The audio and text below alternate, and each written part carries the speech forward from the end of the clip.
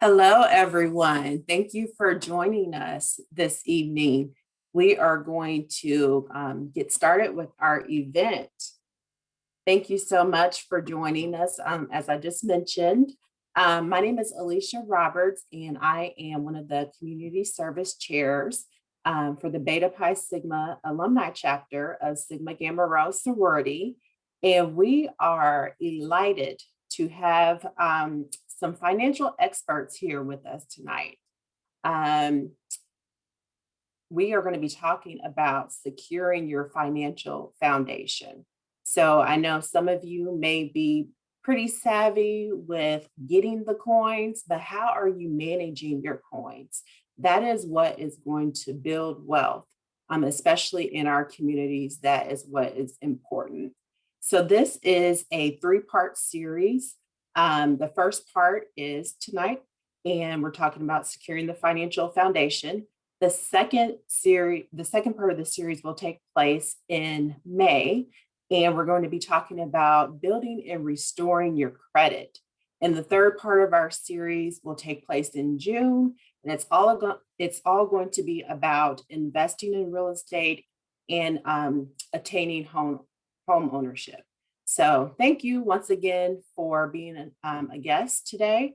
And I'm going to turn it over to our host, Patara Williams, and she will introduce our speakers. Thank you. Good evening. Thank you all for being here with us tonight. I just want to thank also our speakers this evening. We have Brandy Heidelberg and Chase Caldwell of Northwestern Mutual. They are financial planning experts, and they will be providing us with critical insights on how to secure our finance fundamentals on this journey of road to riches. So I'll turn it over to Brandy, who will introduce her colleague and herself. Thank you for being here. Good evening. Hi, Patara. Hello, Alicia. Thank you again for having us. My name is Brandy Heidelberg. I am a member of Sigma Gamma Rho Sorority Incorporated. I'm a member of the Eta Nu Sigma Brooklyn Alumni Chapter here in New York. And I want to thank you all for having us. I have with me today my colleague, Chase Caldwell. We are both independent agents affiliated with Northwestern Mutual. And Chase, I guess I'll allow you to introduce yourself first, maybe? A little backstory, what brought you to the financial world and Northwestern Mutual. Absolutely. I want to thank everyone for having me on this call today. Where do I start? As a small business owner living up here in Connecticut, I found the way I was able to build my business was through financial literacy, improving my credit, learning how to leverage my credit, and I was able to build my own DJ entertainment business. Prior to that, I went to school for entertainment business, always been pretty savvy with just trying to grow my own wealth and make opportunities for others. Once COVID hit, it was quite the shock, but I knew that I want to continue to help people in a different way. And that's where I found the opportunity with Northwestern Mutual. I've been learning a lot and just really excited to continue to educate and empower families through financial literacy. Wonderful. And then just a little background about me. So I started off in finance 7 years ago. Immediately after graduating, I attended Delaware State University, where I majored in interdisciplinary studies with concentrations in music, operatic performance, and women's gender studies. Immediately after graduating, I found myself at Bank of America as a teller, then graduated into investments with T. Rowe Price, wealth management with Morgan Stanley, back to investments and retirement with New York Life. And I realized one thing to be extremely evident: our community was underserved and taken for granted. So I decided to get out of financial services and into the advisory role, which brought me here at Northwestern Mutual. I don't know about you, Chase, but I'm absolutely in love with the company environment that we work for. I guess I should let you all know that I am the only African-American woman at my firm. Chase is also the only African-American male African-American at all at his firm in Connecticut. And as we all know, representation matters, which is why we are here to speak with you all today. I hope that you guys have lots of questions for us because we've got lots of answers. And just again, to let you all know, we are individual agents. We do have our own businesses. So if there's anyone at the end who decides that they would love to work with us, we would love to sit and meet with you. Feel free to comment with your phone numbers and emails in the chat, and we will reach out to you so that we can set something up. With that being said, I would like to jump into today's conversation. Our meeting agenda is understanding your goals, financial priorities, and resources, creating a system that allows you to identify your spending habits, ensuring you are maximizing every earned dollar to the very decimal, various forms of positioning your cash for personal experience or retirement, and the benefits of working with a financial professional. Okay. The number one thing that I like to do when it comes to meeting with clients is going over your goals, right? Let's set your goals. Let's get everything down on paper so that we can see everything in front of us so that we know what we're working towards, right? After we have everything on paper, then I like to take the time out to categorize, right? Let's put things in immediate and short-term positionings. Let's put things in conservative spaces. Let's talk long-term and retirement. Let's figure out exactly where everything should go so that we know what our priorities are when it comes to planning, right? Because we can financial plan all day, but unless the plan has an active reasoning behind it, we won't stick to it. Okay, so usually in the 0 to 3 years space, that immediate and short-term goal space, we talk about building up an emergency fund, right? You should have up to 3 to 6 months worth of your spending saved, right? So with that, I'm also going to show you guys a high yield savings account this evening. Some clients also like to consider paying off their consumer debt, paying down student loans within that first 0 to 3 space, right? Purchasing a home or an investment property, right? Our goal is to usually put a down payment of 20% down so that you don't have to worry about the mortgage insurance, right? Wanting to pay it down enough to where you don't have to be insured for the mortgage. All you have to do is pay it. And that's it, right? Nothing that goes along with it. We want to talk about maximizing your corporate benefits. Not enough of us do it. If you know that your employer matches up to 5% of whatever you're contributing, then make sure you're meeting that. Make sure you're maxing it out. Make sure you're getting every bit of free dollar because you work for it. You deserve it. Then financial independence. We all have used the term financial literacy, financial freedom, um, generational wealth. But the truth of the matter is that looks different for all of us, right? So really understanding what financial independence is, right? That whole phrase, taking the time out to really break it down and understand what it means for your household. What does that look like? Is it that we're no longer living paycheck to paycheck? Is it that at a drop of a dime, you can decide that you want to make any sort of purchase you can because you have that money at hand, really figuring out what financial independence looks like for you and your household, and then planning towards that, right? And then we also jump into an introduction to investing within the first 3 years, okay? We then move into our conservative time frame, which is 4 to 10 years. Most of us don't think that far ahead, right? Usually we're living in the now. Our dollar doesn't go very far because we're not realizing how much money we're spending, where bills are going, where bills are being paid for, where money's going. So usually the further out we push it, the lesser goals we have, but it's okay, right? We do usually front load our goals. So within the 4 to 10 year space, clients usually talk about family planning, right? Marriage, children. If we are already married with children, doing planning, future planning for our children, legacy planning, right? What would their world look like when we're no longer here? Then exploring other investment opportunities that complement what you have in place, right? You have your 401k at work. Okay, well, what about adding a Roth to the equation, right? We have so many different things that we can add to play. Let's talk investment properties, right?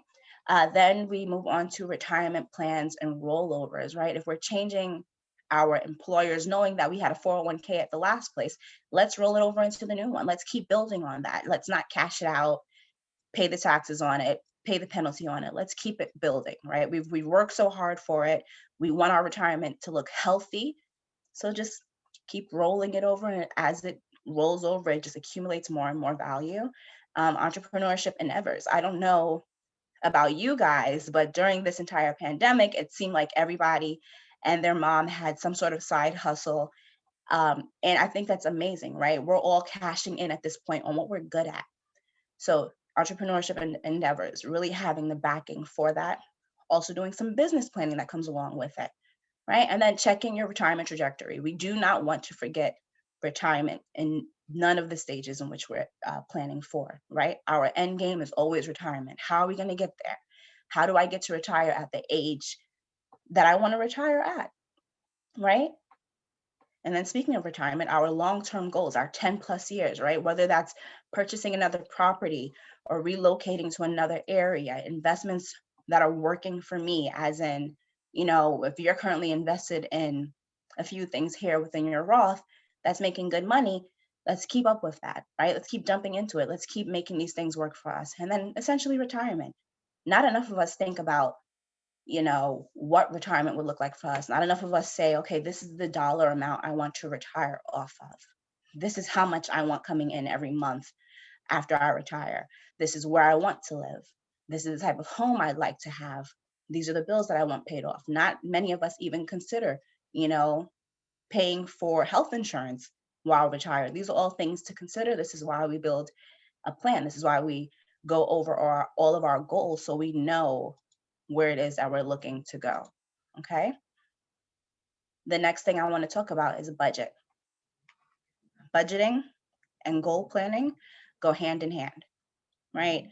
We can have all of the goals in the world. We can know from beginning to end how we want to make things happen. But if we're not tracking our spending or our saving, where are we really going to go? Right? So this specific budget template is one of my favorites. It's self-populating. Why I love it so much is because it takes into account discretionary spending and savings, which most budgets don't, right? So this one separates everything into categories. Again, it's self-populating. If anyone is interested in a copy of this budget, please put your phone numbers and emails into the chat. We will send it over to you. We would love to connect. Again, so setting up a budget, really seeing where everything is going, right? How much is coming in, how much we're spending, what's going towards household, right? What are our fixed expenses? These are our bills. These are the most important parts, right? Nothing can get done without these being taken care of. But your discretionary matters, okay? Your wants, they matter. Last I checked, Con Edison does not get up and work for me every day for me to pay their electricity every day, right?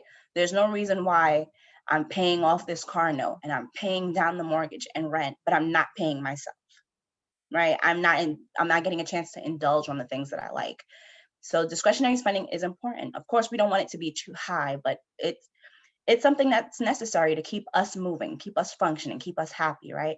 And then taking into account what we're saving for.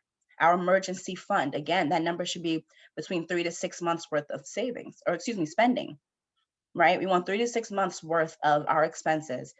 That's what should be in our emergency saving fund. That's the goal. That's where we should be getting.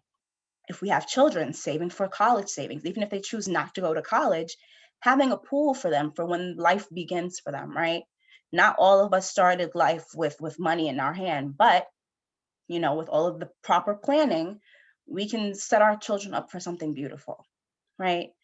Big purchase savings, if there's a car we're purchasing, if there's a home we're purchasing, just knowing that separate savings accounts are able to be used to really delegate where we're putting our money.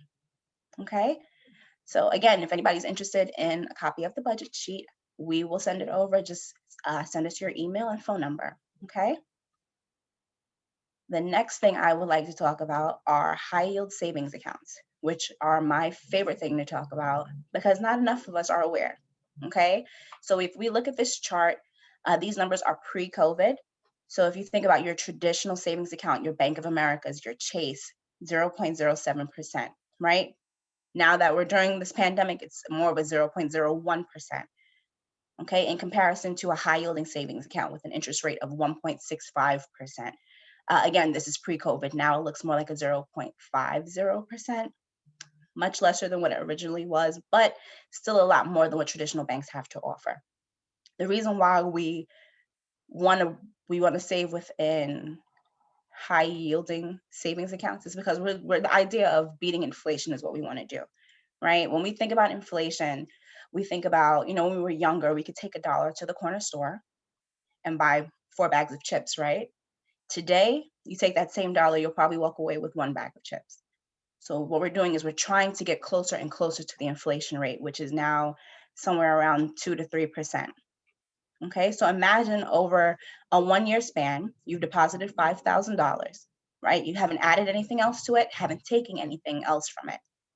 With a traditional bank, you're looking at $4 of growth by the end of the year, in comparison to $77 of growth at a high yielding bank. Not major, but it's free money, right? That same $5,000 over a 3-year span, we're looking at $11 worth of growth in comparison to $236 of growth. Now, I don't know about you all, but I like free money, right? I like a bank that I don't have to pay to utilize their services, and they're still going to give me some interest regarding my funds. Okay, so with that being said, I'm going to show you all a few high yield savings accounts, a couple of my favorites. The first one is Marcus by Goldman Sachs. Goldman Sachs is a huge financial institution here in New York. Marcus is their online savings account. They offer a 0.50% interest rate. What you're looking for with any bank is what the annual percentage yield. That's their interest rate, right? That's what's coming to you. What I love about them is the fact that one, Goldman Sachs is a huge name. It's a huge entity, and it's member FDIC insured. What that means is no matter how much money you have saved with them, if they go bankrupt, they owe you up to $250,000 for each account, depending on what was in there, right? So if you have $100,000 with Marcus, if they go bankrupt, they owe you $100,000, right? That's why a lot of our elders didn't believe in putting their money in banks. They didn't believe in saving because so many banks were tanking. You want to make sure any bank that you're with is member FDIC insured. That goes for credit unions as well. With credit unions, what you'll be looking for is NCUA. If it's NCUA insured, it's essentially the same thing. Okay. Another bank account that I'm a huge fan of, I apologize, Zoom's not letting me switch. So we're going to switch it out this way. There we go. This is my personal favorite, Capital One. It's whom I utilize. They have a very specific 360 performance savings. So again, 360 performance savings. They have other savings accounts, but this is the one that you want for the high yielding interest rate. It's their online savings. They are high yielding with an interest. They have no fees, which I'm a huge fan of again. No minimum amount for deposit. Their interest rate is a 0.40%. Now, I know you're probably wondering, why do I choose Capital One with the 0.40% over Marcus, who has a 0.5? It's very simple. I'm a mom, right? So if I need to get into my savings account, I can't wait 24 hours for the money to digitally transfer to my checking. I need it immediately. Capital One, I have access to a physical location where I can go in, take the money out, right? So I'm getting a little bit of a lesser rate, but I'll take that lesser rate if it means that I can actually physically take the money out in an emergency, right? They're also member FDIC.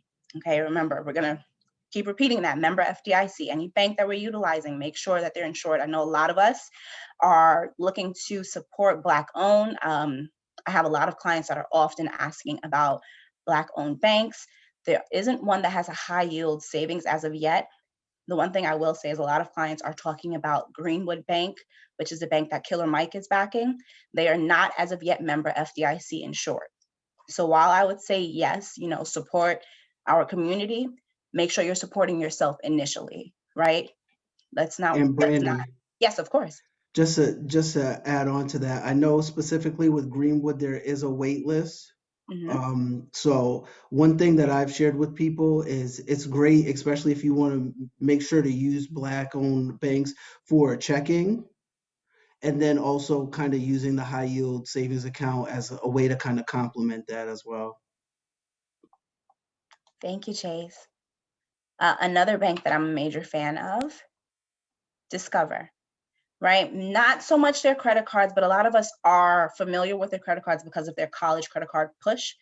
But most don't know that they have an online savings account that has a pretty competitive interest rate.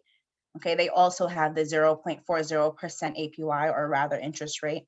And I like this illustration, so I am going to stay on here a bit longer. So here we have Discover, we've got Chase, Bank of America, Citibank. Okay, We can all see the interest rates for ourselves. Big banks are not offering, high yields. And it's unfortunate.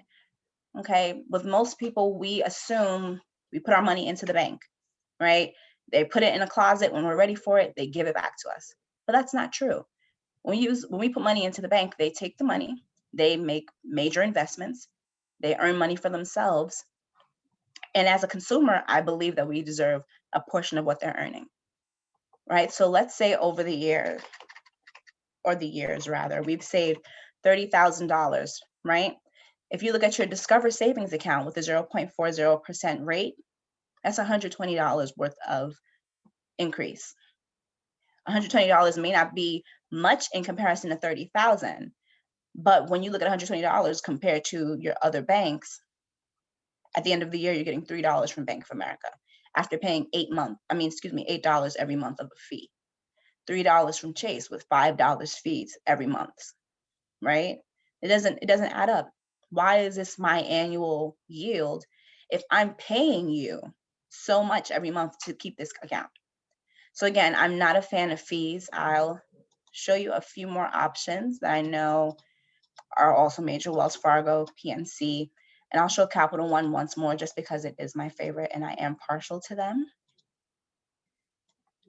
Okay, looking at our interest rates, 0.01%, right? $5 fees. Every bank tells us the same story and sings the same song. You're not getting anything from us, but you're paying us to keep this, right? So just consider those things. Anyone who would like a list of more high yield savings accounts, please feel free to also, again, leave your email and phone number in the chat. We will send it over to you. We do have quite a few more. There are a lot more banks than just Discover, Capital One, and Marcus. These are just a few of my personal favorites. But I do have a list that is available that kind of tells us about a lot more. But also just things to pay attention to, right? Your compounded interest and when it's paid, right? Whatever account you're looking at, you want to look at when the interest compounds. With Discover, they have the ability to change this percentage rate every day, right? It's compounded daily. It doesn't mean that it does change every day. They just have the ability to do so. It's paid out monthly, which is great. At the end of every month, you see some interest, right? I would stay away from banks that pay out quarterly, because if you have to take your funds out before those 3 months are up, you'll never see any interest for it. With Capital One, you see that they have the ability to change their interest monthly. It's compounded monthly. It doesn't mean that it does change monthly. It just has the ability to do so. Okay, and again, we're looking for that member FDIC tag, right? We want to make sure that every bank that we're utilizing has it, right? Member FDIC, our money's insured. We can sleep comfortably knowing that if anything happens to Discover, they owe us, right? And just to jump back into our initial meeting, I want to go over my, pyramid of wealth, right?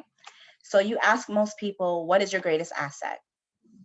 Some will say my car, some will say my home, my boat, whatever luxury item they've purchased. But the truth of the matter is your greatest asset is your ability to wake up every morning and earn a check, right? Your income is your most valuable asset. The money that you have coming into your household every day, every week, bi-weekly, whenever you receive that paycheck, that is the most important part of your plan, right? We can talk about investments, we can talk about real estate, we can talk about cryptocurrencies, but the truth of the matter is all of those are built on your income, right? If everything falls to shambles, if we're no longer working, there's no money coming in, we're going to end up pulling from our investments. We're going to end up selling our properties, right? We need to make sure this is solid. So I have a true belief of making sure our income is solid, right? In addition to the income, our emergency savings. It doesn't make sense if the car breaks down, right? And we've got to pay for it. Why should we have to go into our investments to take care of the car, right? That's why we have this pot, this rainy day fund, this capital reserve. It doesn't matter what you want to call it. It's important to have an emergency savings of some sort, right? From there, also building on your employee sponsored retirement plan, okay? Because while our income takes care of today, our retirement plans take care of tomorrow. We want to make sure that we have a solid Roth and IRA. We want to make sure that we have private life insurance set. If anything should happen to us, God forbid, that we've got some legacy planning, right? Our children are taken care of. Our family, our loved ones are taken care of. Our debts are taken care of. Most of us don't know that our debts outlive us. Those student loans, that car note, that mortgage, they don't go in the ground with you. Your family is then left to pay it off. How do we set them up so that they can do so while grieving? Private life insurance. Okay. Then we get into the attractive conversation of investments in real estate. Then we talk about the private equities, the cryptocurrencies, the annuities. I know, again, social media has a lot of us feeling like we're slacking if we're not investing. What about Forex? What about Bitcoin? What about crypto? If you're not doing it, what are you doing? Earn $300 in 5 minutes. I woke up today and earned 10,000. Beautiful. That's fine. What do your bills look like? What does your savings look like? Right? What do you have that's concrete? That's why we start here and work our way up, right? Nothing against investments in cryptocurrencies. It's just knowing that where we need to be solid, right? These are all for play. Real life happens at the bottom, right? This is where the grind is. This is where we start. This is where we solidify what we can and cannot do. This is how we make the money to invest the money, okay? And finally, I want to talk further about retirement. Okay, this is my idea of what a diversified portfolio looks like. Okay, most of us, if you think about, if you listen to people talk about their diverse portfolios, oh, I'm invested in technologies, I'm invested in gold, I'm invested in oil. Everything starts with I'm invested in. Your investments are all within the market. And as we know, when the quarantine started, what happened to the entire market? It dropped, right? It doesn't matter what you were invested in. If it was invested in that market, it flatlined at some point, right? So this is what we would call a true diversified portfolio, okay? Every piece of the puzzle here can contribute to your retirement, right? We don't have to solely worry about our 401k, right? We can't live off of that. We're barely living off of our income now. How do you expect me to live off of the 2% that I'm putting away every month, right? Or your pension. Your job offers you a pension and it's, oh yeah, you've worked here for 10, 15, 20 years. We're going to offer you a percentage of your income. I could barely live off of that income when I was working. How could you expect me to live off of that alone, right? That's when all of these things come to play. We have our Roth IRAs, our traditional IRAs, 401ks, and 403bs for our educators and nurses. Most people ask, what's the difference between the two? One word, taxes. Okay, with a Roth IRA, you have the ability to contribute to it, paying the taxes initially, right? The money that's going into a Roth has already been taxed. When you're ready to retire, you don't have to worry about taxes except for your gains. That's a beautiful thing. However, if you're making more than 137,500, which I'm hoping eventually we all reach, you won't be able to contribute to a Roth. What do you do then? Some people then start contributing to life insurance with accumulated value. Most of us don't even know that life insurance has an accumulated value. We're only aware of term insurance, where we pay this dollar amount, our family gets that dollar amount, right? But what the wealthy do, because they can't contribute to a Roth anymore, they utilize life insurance, they pay big money into it, they've got this accumulated value, and the cash that's piling up in there has the same tax benefit as a Roth. There's no taxes to be paid on it. Why? Because it's life insurance, not investments, right? Then you have your 401k, your IRA. Yes, Chase. Yeah, I was going to say the way I like to kind of simplify it is that with permanent life insurance, there's a living benefit to it. So with the term insurance, it's use it or lose it, but that having that living benefit allows you to kind of be able to utilize what you've invested into it while you're still alive. Right. And the crazy thing is most of us don't even know what living benefit you're even talking about, Chase, right? We're taught, our community is taught life insurance. Here's $100,000, pay your $50 a month. There you go. Your family gets $100,000 when you die. But there's so much more to offer. There's such better rates. So if you guys want to have a life insurance conversation, I'm just going to keep plugging it. Chase and I would love to speak with you. Emails, phone numbers. We are holistic planners. Everything that you can think of, Chase and I do. as separate entities and together. Okay. And just to continue on, so your 401k, there isn't a salary cap like there is for the Roth, but some people like the benefits, some don't. Say we're making a huge amount of money today, right? We don't want to worry about today's taxes. That's perfect. Your IRA, your traditional IRA, your 401k, your 403b, all of that money comes out of your check pre-tax. So you don't have to pay today's taxes if you're making big money. That's perfect, because we know you'll retire on less. It'll move you to a lesser tax bracket when it's time to take the money out, which will then be taxed. Or for some of us like me, I'm making a decent salary. I'd like to be making a lot more before I retire, right? I have dreams of being in a much higher tax bracket, which means later on in life, I'll probably be paying higher taxes. Either way, that's your major difference between your Roths and your traditionals, just taxes. Chase? And also, Brandy, for 401ks, the limit I believe is 19,500 for the year, and then for the IRAs and the Roths, it's a 6,000. And if you're over 52, there is a catch up where you can do 7,000 a year. Thank you, Chase. With that being said, we also have other options, right? I have a lot of clients that might be closer to retirement, right? So the idea of piling a bunch of money into a 401k doesn't make sense for them, right? So then we start talking annuities. We've got deferred annuities, we've got annuity income plans. What we're doing with our annuities is we're throwing money into a vehicle that's invested into the market, yes, but that money then turns around and comes out to you, right? It's being paid to you as an income once you retire, which is great, which is a great option for a last minute retirement. As you all know, most jobs don't offer a pension anymore. For those who do, congratulations, you are the rare breed that's lucky enough to have a pension. Most jobs have decided, okay, we don't want to be on the hook anymore, right? Your pension, if you, for example, work for the Department of Education, the Department of Education then pays your salary after you retire. In comparison to working for charter schools, you have a 403b. With having a 403b, it takes the school off the hook. Now you're being paid by Fidelity instead of the district, right?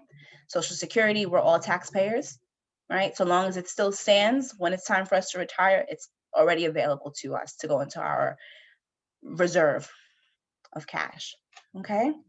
And there's one last thing I just wanted to show you guys that I'm a huge fan of, and I would be remiss if I didn't show. It's self.inc.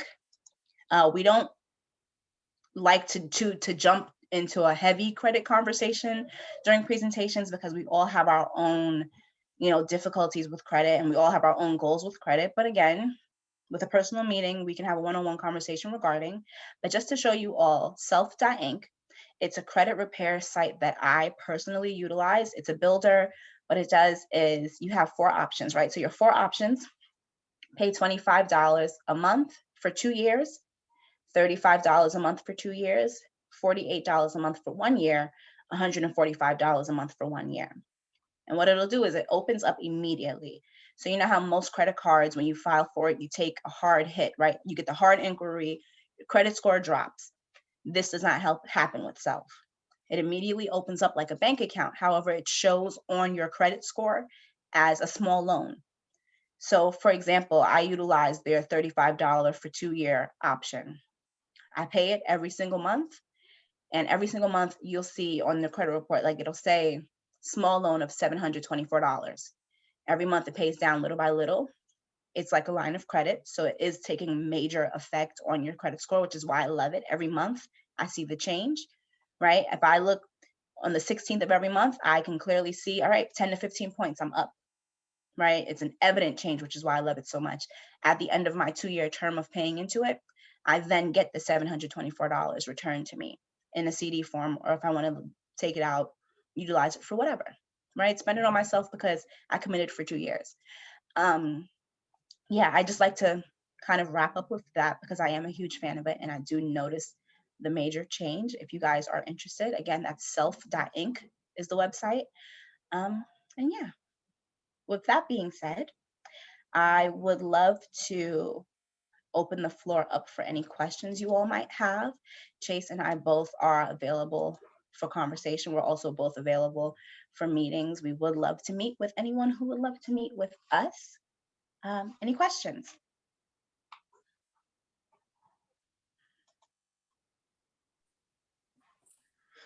Hello. I had a question about the life insurance. So I know many employers offer some sort of life insurance as a benefit to working there. So if whatever reason you were to terminate while you're still there, they would pay like an equivalent to of your salary, basically, to your survivors. Mhm. How would you say that would compare to life insurance that someone would purchase on their own? Um, and then can you also explain more about the life insurance with the accumulated value? Absolutely. So let's put it this way. If you're making $50,000, right? If you have a $50,000 salary and your job is offering you one time your pay in life insurance, right? That's $50,000 to your family if anything should happen to you. If you're like me, right? $50,000 doesn't even cover your student loans, right? $50,000 doesn't cover your mortgage. $50,000 is cute, right? It might get you buried, but there's so much more to take into account when considering life insurance, right? We want to put full dollar amounts into it. So if you owe $100,000 in student loans, you want to make sure your student loans are covered by your life insurance and your family doesn't have to pay for it when you're gone. If you still have 300,000 owed on your mortgage, you want to now make sure you've got that 300,000 covered and that 100,000 covered in your life insurance so your family doesn't have to worry about it. If you have children, you want to make sure that you're able to pay for maybe their entire undergrad experience, right? If they want to go to private school, that's another $100,000 that you want to make sure is covered within your life insurance. And then for your spouse, right? We can't expect them to go back to work immediately. So how are we going to pay the bills while they're grieving, right? That's another couple of $1,000s, right? So when you are applying for life insurance, you want to make sure that you take your entire plan into consideration, right? We talked about your goals. All of your goals should be able to be covered by your life insurance, right? Chase, you want to chime in? Yeah, I want to apologize for by accident it kind of booted me out. So I actually missed the question. Not a problem. I'll keep going then. We also asked about accumulated value within life insurance. So that is what we call permanent or whole life insurance, right? So what that is as you're paying into it, it's significantly more expensive than term policies, but worth it in value. With a term policy, if you're insured at 500,000, you're insured at that same 500,000 until the policy expires, which also most of us aren't aware of. Term policies, it's called term because it terminates, right? Some may terminate after 10 years, some may terminate after 20. If you have a policy through your job, that terminates once you're no longer working there. Most of us aren't aware of that, right? So a permanent policy or a whole life policy lasts your entire life.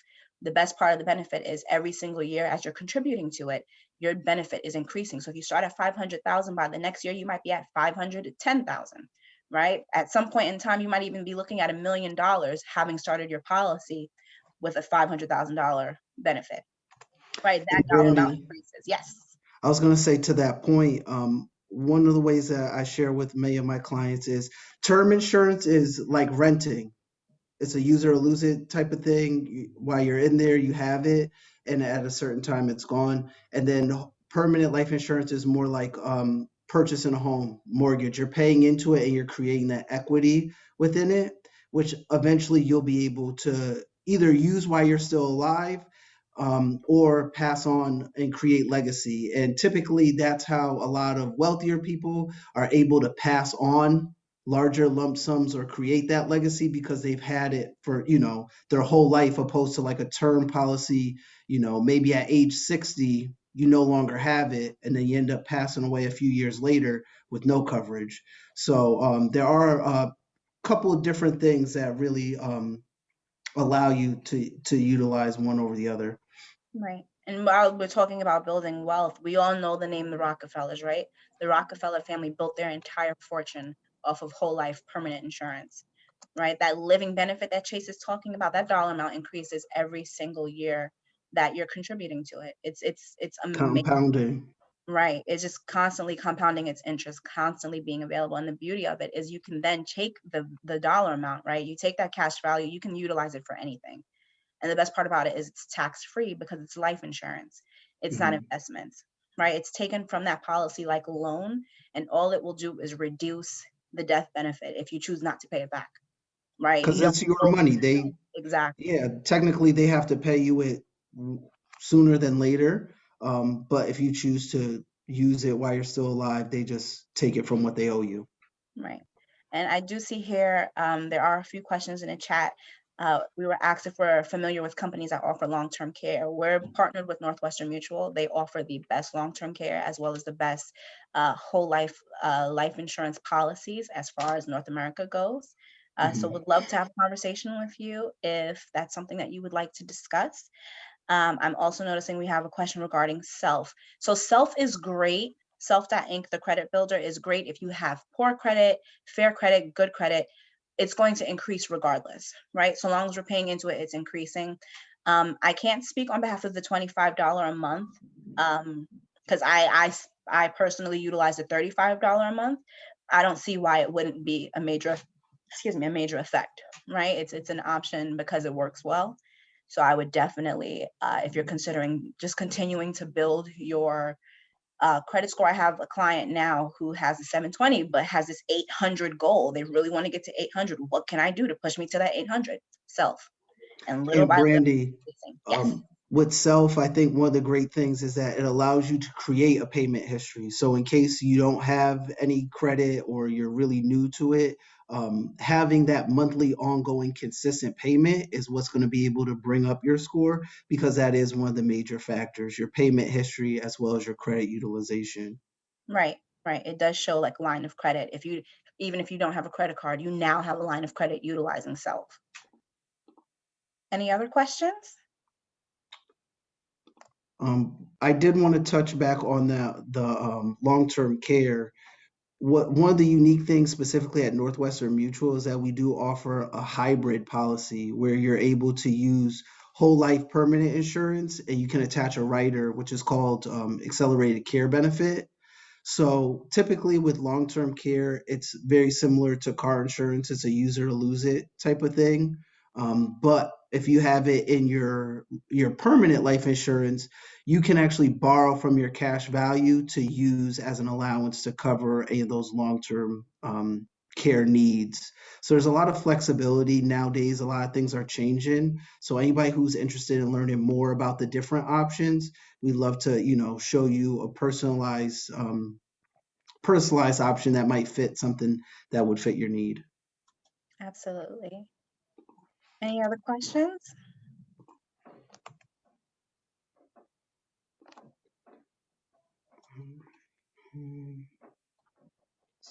Are there any? Stipulations to the high yield savings accounts? No. It's just like any other savings account. I guess the biggest ordeal would be it's an online savings account, which means the way that you're able to, let's say if you have Bank of America, you can transfer from your Bank of America savings to checking account and it'd be there in a matter of seconds.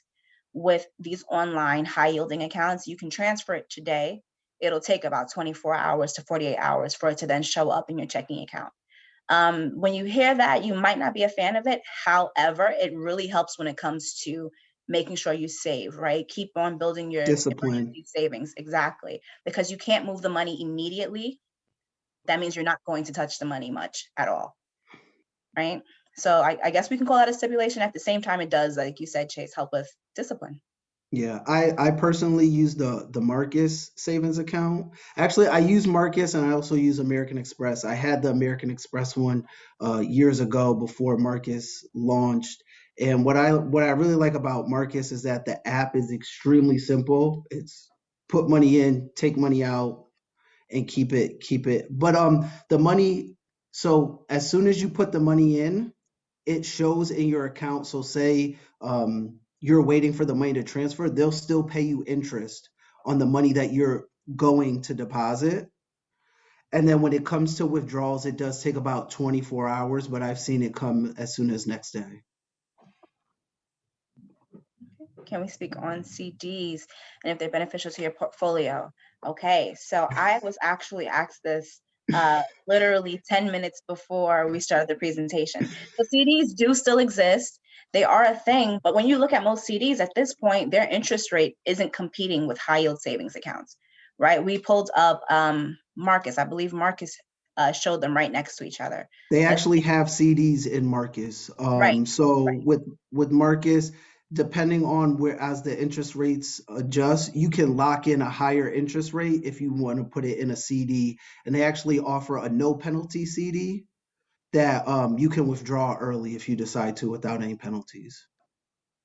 Right. But essentially, right, if we're looking at our 7-month, our interest rate is higher when it just comes to the high yield savings. The 9-month, you're locking in your money, right? So you don't want to touch it for the next 9 months. What if you need it? Yes, we can utilize our CDs. Yes, they are still very much valuable to your portfolio. But if you need to access that money, CDs no longer really help with anything when it comes to that portion of the portfolio, right? We want to have quick access. That's what we're thinking about. However, if you're comfortable keeping money for 9 months, maybe then even think about investments, investing in some things that will get you a higher return than a 0.65. Okay. It's all Yeah, about, how you feel, right? It's what's best for you, what works for you. Go ahead, Chase. I was gonna say, with the CDs, the one of the downside is that it doesn't compete with inflation. So as you put that money away for a longer period of time, as time increases, that dollar is actually going to be worth less, even though it's still getting some interest. Just inflation has typically outperformed CDs in recent years. Mhm. And then we have a question about applications like Digit that, move money from your checking to your savings in the background. You don't notice it. Those are great for people who, aren't very good with saving and, don't remember sometimes to transfer money over. I think apps like Digit and Mint are great. The one thing Mhm. I will say is as the money starts to accumulate, take it, move it into a high yield savings account, right? We still want to make sure that we're earning interest. I think it's a great vehicle to help with savings. But once you start building or accumulated some value within that account that you have in Digit or in Mint, take it, put it into an actual bank that's FDIC insured, and you're earning interest on. Okay. I also see a question about beginning savings. Digit and Mint are really good to help with beginning savings. It builds discipline. You don't realize how much is coming in because it's all being transferred quickly. But at the same time, the beauty of the budget, right? The budget that we were talking about earlier, you have the ability to see where all of your money is going, right? If you got extra money coming in, you don't know how to designate it. Let's make sure it's actually extra money, right? Let's see how much more we can add to our credit cards, how much more we can add to our savings, how much more we can add to our investments. Let's see where we can really make this work for us, right? And Brandy, to that point, I think something that's really important when it comes to investing, a lot of us are extremely eager, especially with social media. There's that rush of like fear of missing out and things like that. But most importantly, is having that cash reserve, having that emergency fund, regardless if you are starting to get into investments and things like that, having that protection and that safety net of the emergency fund is going to allow you to stay invested. It's going to allow you to invest a little bit more aggressive because you're not going to have to become dependent upon that money in case of you're sure or there's an emergency that arises, and the last thing you want to do is put it on a credit card and then pay more for the money that you may have had available. And with that being said, for people that are looking to kind of just begin investing, I suggest robo advisors, right? Your Mhm. Robin Hoods, your Betterments, your Acorns, your Stash, they are great vehicles to begin to use. What I usually tell people is if you're just getting started, invest on the places where you spend money, right? If Mhm. you know you're a Starbucks drinker, get you a couple of shares of Starbucks, right? Every time you pay for your chai latte, you know that it's an increase to your shares as the market overall, right? If you're a Disney person, if your kids love Disney, get them some stocks in Disney, right? Every time you make a purchase, you know in the back of your mind, I'm contributing to my portfolio, my investments, right? Just start small. Robo advisor, Yeah, awesome. I was gonna say, Marcus, they recently launched the investment side of things. So if you decided that you wanted to use their high yield savings account and also maybe get invested. The one thing with that is unique to them, they do have $1,000 minimum. Just because they do, it is a robo advisor, but it is a little bit more auto balancing and they kind of provide you with a little more there. But I think it's using robo advisors to get yourself started makes things a lot easier because being a full-time portfolio manager is not easy. And I think one of the biggest things that affect newer investors is the anxiety of not knowing where the market's going and things like that. So if you can use a set it and forget it style, as your portfolio grows and that money gets, you're starting to really get up there, then I would recommend whether it's transitioning, having an actual advisor who's going to be able to advise you in better investments, diversify your portfolio, and allow it to continue to grow at your risk tolerance. Right. Do we have any other questions? Digit. Okay, so in addition to Digit, there's also Mint. Mint is a savings account as well. They do the pull where they'll take like a couple of dollars every so often and throw it into a savings account for you, or they'll hold it on the app. Yeah. So you can actually set it. Yes, you can set it to whatever increment you like. So what I like about Mint is you can tell them that this is the goal. Okay, Christmas shopping list. I need $800 to do so. If you set that in January, throughout the year, they'll pull dollar amounts and you won't even necessarily notice because it'll be a small increment coming out, so that by the end of the year, whatever you have it set for November, right? If you want that $800 for Christmas shopping in November, Mint will go into your account every so often and pull so that by that time that you've requested, that money is there and available. And to that point, Brandy, one of the apps that I still use is Stash. That I really like. It's very similar to Acorns where you can do the roundups. But what I like about it Stash is that you can buy fractional shares of stock, but then you can also make sub accounts. So you can make like a savings account for this, and you can put money in there and it does not show the balance. You have to go to them. It's literally like stashing it away so you don't know, but you can make various accounts. So instead of having to open multiple bank accounts, in that one platform, you can open 5 or 6 different accounts where this is towards my summer vacation, this is going to be towards Christmas, and then you never see it. So you don't have to worry about touching it. So there's a lot of great things with Stash as well. And we have a question here. What's the difference between 401ks and 403bs? Essentially, they're both employment-based retirement funds. With your 401k, most jobs offer a 401k. It works just like a traditional IRA where the money goes in pre-tax. When you go to retire and take the money out, it comes out. You pay the taxes. Then with the 403b, it's very specific, right? So the only way that a 403b is available to you is if you work within the education realm, the nursing realm, you work Nonprofits. for a nonprofit. It's very specific. It is very much like a 401k, but because you're working for a nonprofit or because you are doing community, like serving the community, right? Military also has the 403bs. You get a better tax benefit. So it's not that they're any different in a way. It's just that one, you pay more taxes than the other. Yeah, one's more of like a corporate type of thing, and then the other is more for your education, nonprofit realm. And then there also is, people might know of a 457, and that's just relative to if you work like in a municipality or for a state. It's another tax type of retirement savings. Mhm.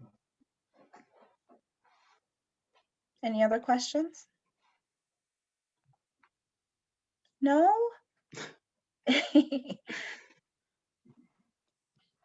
Well, again, before Qatar begins, because I want to thank you all one more time for having us. Me and Chase are extremely appreciative. It's not often that we get to talk with our community and have these sit downs. We know finances are taboo. Most of us don't have these conversations with our families. So I really appreciate you guys taking the time out to meet with us. Again, if there's anyone who would like to have a one-on-one conversation or would like the link for the high yield savings accounts or the budget, please leave your phone number and your email. Chase and I will get to you guys shortly. And thank you again, Patara, Alicia, for having us. Beta Pi Sigma, thank you. You're so welcome. Thank you so much. We appreciate all of the information. Yeah, absolutely. Huge thanks to you, Brandy and Chase, so much for that rich discussion. We are so Oh, you're grateful to have welcome. you. You see what I did? We're so grateful to have you, and thank you for sharing your nuggets of wisdom with us. Everyone, once again, please drop your contact information in the chat and be sure to capture theirs that's on the screen right there. And don't forget that there's more to Rhoad to Riches as we get ready for part 2. It'll be next month, and that'll be on May 13th at 7 p.m. So we will be sure to keep you up to date on our next upcoming session of Rhoad to Riches, where we'll talk more about building and restoring credit. But in the meantime, please feel free to reach out to Brandy and Chase. And also we will be sure to capture your information from the chat and follow up with you. Thank you all for joining this evening, and huge thanks again to Brandy and Chase for being here. We're so grateful. Anytime. Thank you.